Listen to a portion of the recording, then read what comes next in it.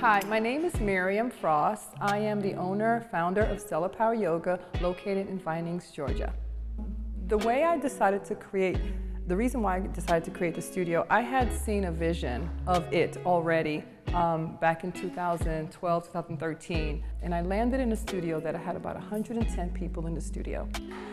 Out of those 110 people, there were 3 people of color in the room. What stood out to me the most was that the 3 people of the 110 people that was in the room, it looked stellar to me. So from that day, 2013, I knew that one day the studio that I had opened would be called Stellar Power Yoga. And it was because I saw the disparity of different colors.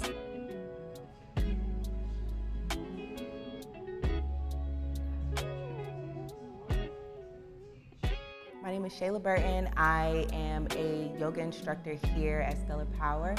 I am from Maryland, so yeah, I've been out here in Atlanta for about 7 months. Stigmas that I heard about Black people in yoga is basically probably that Black people just don't know anything about yoga.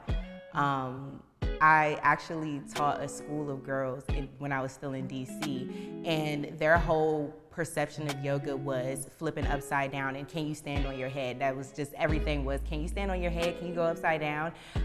So it was just the misunderstanding of the spiritual aspect of it and just not even knowing anything about it at all. So I feel like with Black people, they strictly think that it's a physical practice. So it's just like going to the gym, only, you know, in this aspect, you can probably do a split or you can stand on your head. But I feel like Black people don't really understand or know the real internal impact that it has.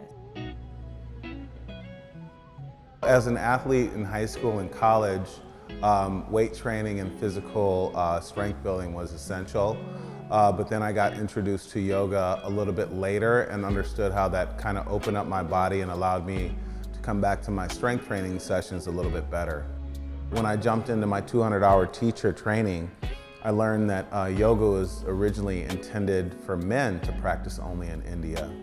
And then as it came west, it started changing into a more female-oriented type practice and getting away from more of the ethnic groups. I can tell if I miss my meditation, I can tell that I'm not fully prepared because I'm jumpy and I'm more reactive than I necessarily need to be. And when you're reactive, you're not as productive. If you kind of take a step back, fall back a little bit, you become more productive, and then you can see the goals and you can prioritize what's most important, and then your day goes a lot better.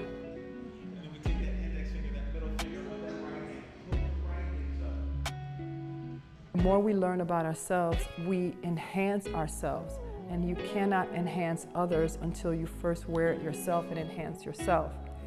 I believe that the yoga community, people of color, must reach out to other people in the community who are of color because of mental health, because of feeling, and I have to go back to this, I processed it this morning, I was thinking about it, you know, oftentimes, civil rights movement, we were told, you can't drink over here, you can't do this, you can't do that, you can't do this, and then what happens is you become an unwanted feeling person, you start feeling unwanted.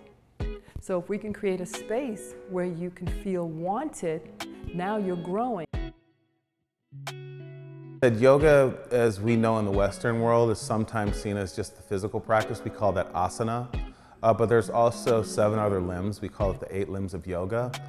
And so each of those limbs can help us deal with physical illness, mental illness, or spiritual illness. And when I was going through some challenges, it really helped me through those struggles because it helped me find a deeper sense of myself and a higher sense of purpose.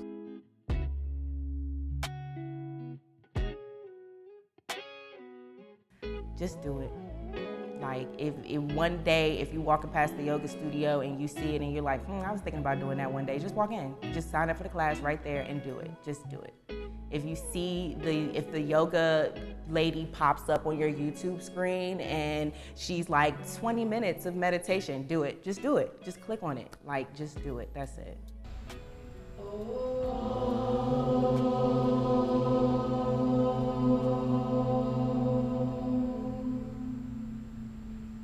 Bring your hands to your third eye center. This is your command center. The courage, the strength, the self-love that lives in me honors, sees, and respects your courage, your strength, and your self-love. I honor you guys and I salute your life's journey. Let's bow together as we honor one another by saying namaste. Namaste. Send those prayer hands up. Inhale. Prayers up. Exhale. Let them go